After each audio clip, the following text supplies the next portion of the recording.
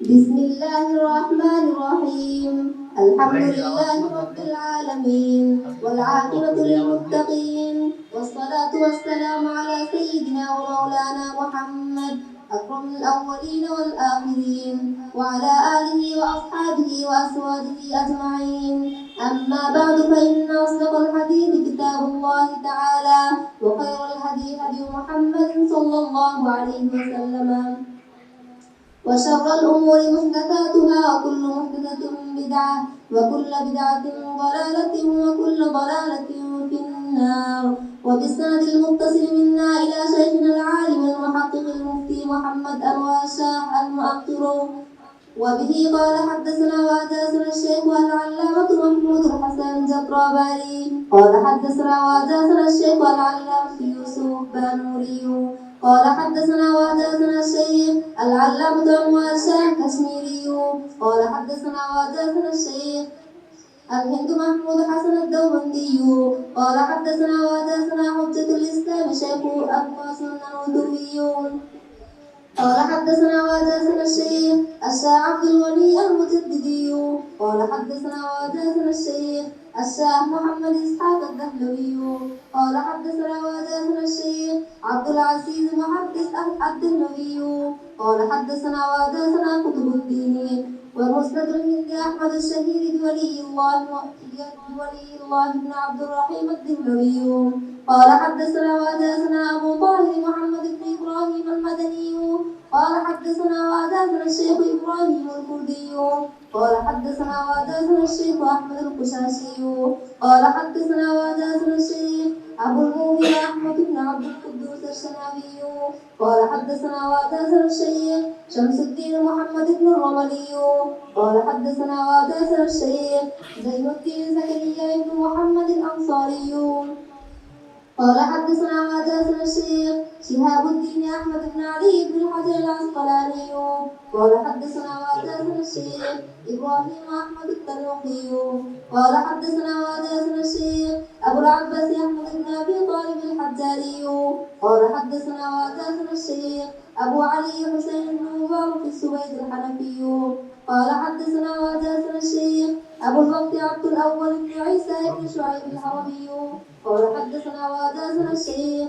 أبو الحسن عبد الرحمن بن مظفر بن محمد الداودي قال حدثنا وحدثنا الشيخ أبو محمد عبد الله بن أحمد السبكسي قال حدثنا وحدثنا الشيخ أبو عبد الله محمد بن يوسف الحربي قال حدثنا وحدثنا الشيخ الإمام الإمام الحافظ الحجة أمير المؤمنين في الحديث الشهير بأبي عبد الله محمد بن إسماعيل بن إبراهيم بن المغيرة بن الباسطة الجوفي اليماني البخاري رحمه الله تعالى.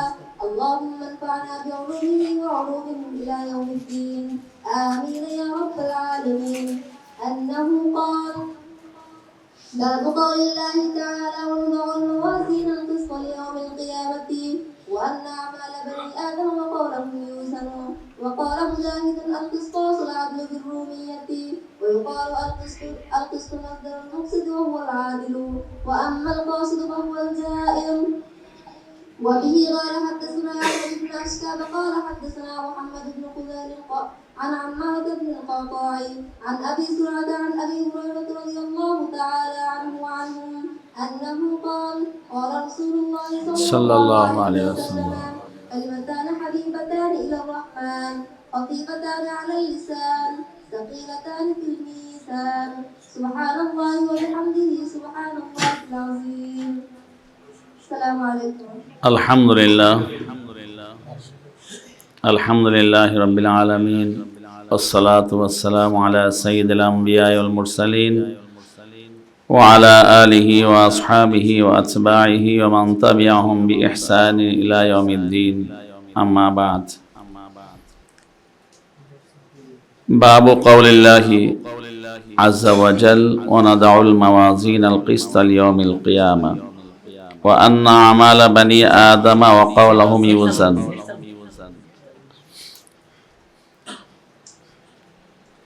জামিয়া কারিমিয়া লক্ষ্মীপুরা মাদ্রাসার আজকের এই দর্সে হাদিসের আনুষ্ঠানিক সমাপনী দর্স ইমামে বুখারী রাহমাতুল্লাহ আলাইহি সংকলিত বিখ্যাত হাদিসের কিতাব সহিহুল বুখারী বা জামিউল বুখারী এর সর্বশেষ আলোচনাটি এবং সে আলোচনার ভিতরে ইমামে বুখারী রাহমাতুল্লাহ আলাইহির তাখরিজকৃত রিওয়ায়াতটি পাঠ করা হয়েছে। ইমামে বুখারী রাহমাতুল্লাহ আলাইহি দুটি বিষয়কে সামনে রেখে তার এই কিতাব সহিহুল বুখারী সংকলন করেছেন। প্রথম বিষয় হলো তাখরিজুল আহাদিস সাহিহা আল মারফুআ আন রাসূলিল্লাহি সাল্লাল্লাহু আলাইহি ওয়াসাল্লাম। আল্লাহ রাসূল সাল্লাল্লাহু আলাইহি ওয়াসাল্লামের প্রতি মানসুব হাদিস সহিহ মারফু এর মধ্যে নির্বাচন করে কিছু হাদিসে মারফু ইমাম বুখারী রাহমাতুল্লাহ আলাইহি তার এই কিতাবে সংকলন করেছেন এবং সেটাকে সনদের সাথে উল্লেখ করেছেন। আর ইমাম বুখারী রাহমাতুল্লাহ দ্বিতীয় যে কাজটি করেছেন সেটি হলো তাওজিহুল মাআনি ওয়াল মাতালিব ওয়া ইসতিনবাতুল মাসাইল ওয়া ইস্তিখরাজুহা মিনাল হাদিস আন-নববী সাল্লাল্লাহু আলাইহি ওয়াসাল্লাম। নবীজি সাল্লাল্লাহু আলাইহি ওয়াসাল্লামের হাদিস শরীফ থেকে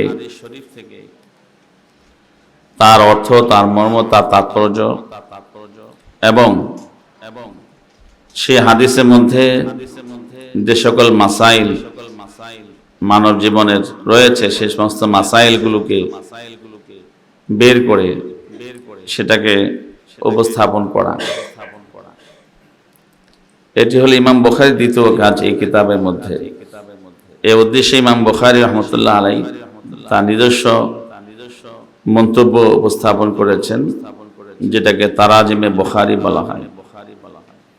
এখানে যেই তরজমাতুল বাব ইমাম বুখারী এনেছেন সেটি হলো বাবু কাউলিল্লাহি আযজা ওয়া জাল ওয়া নাদাউল মাওয়াজিন আল কিসতা লিয়াউমিল কিয়ামা ওয়া আন্না আ'মালা বানি আদম ওয়া ক্বালাহুম ইউজান।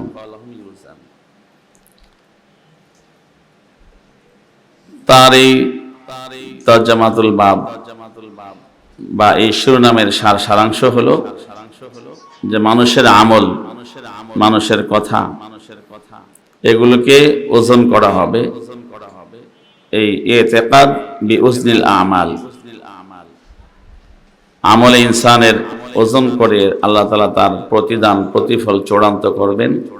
আকীদাগত এই মাসালাটি ইমাম বুখারী রাহমাতুল্লাহ আলাইহি সর্বশেষে এখানে বর্ণনা করেছেন। ইমাম বুখারী রাহমাতুল্লাহ তার এই কিতাবটি কিতাবুল ঈমান দিয়ে শুরু করেছেন এবং শেষ করেছেন কিতাবুত তাওহীদ তথা কিতাবুল ঈমান দিয়ে। অর্থাৎ মাসাইলে আকায়েদ হলো বুখারী শরীফের প্রথম এবং শেষ আলোচনা। আকীদা এবং ঈমানের বিষয় দিয়ে শুরু করা এবং আকীদা ঈমানের বিষয় দিয়ে কিতাব শেষ করার পেছনে ইমাম বুখারী রাহমাতুল্লাহ আলাইহি একটি বিষয় প্রতি আমাদেরকে দৃষ্টি আকর্ষণ করেছেন, সেটি হলো দ্বীন ধর্মের বুনিয়াদী বিষয় হলো পাঁচটি। এর মধ্যে সবার আগে হচ্ছে আকীদা বিশ্বাস, দ্বিতীয় হলো ইবাদত, তৃতীয় হচ্ছে মুআমালাত, চতুর্থ হচ্ছে মুআশারাত আর পঞ্চম হচ্ছে আখলাক। এই পাঁচটি বিষয়ের সমন্বয়ে দ্বীন ইসলাম।